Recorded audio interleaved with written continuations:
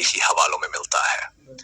یہ قوم حضرت نوح کے بعد پیدا ہوئی اور انہیں طاقتور جسمانی ساخت، وسائل اور وسائل سے نوازا گیا تھا۔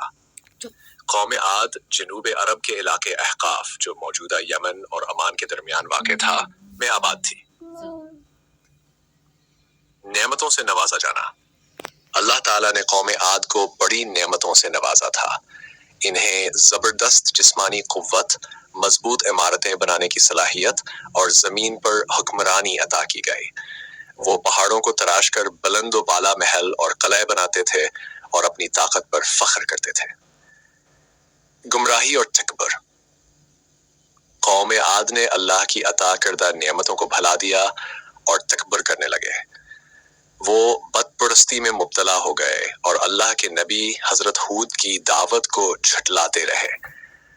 حضرت ہود نے انہیں توحید کی طرف بلایا اور انہیں اللہ کے عذاب سے ڈرایا، لیکن وہ اپنی گمراہی اور سرکشی پر قائم رہے۔ انہوں نے کہا، کیا تم ہمیں ہمارے معبودوں کی عبادت سے روکتے ہو؟ ہمیں تو تمہاری بات میں کوئی حقیقت نظر نہیں آتی۔ عذاب الہی۔ ازاحی۔ حضرت ہودی کی بار بار کی نصیحت کے باوجود قوم عاد اپنے شرک اور سرکشی سے باز نہ آئی۔ اللہ تعالیٰ نے ان پر عذاب بھیجا۔ قرآن کے مطابق ان پر 7 راتیں اور 8 دن مسلسل تیز ہوا کا عذاب آیا جو انہیں تباہ کر گیا۔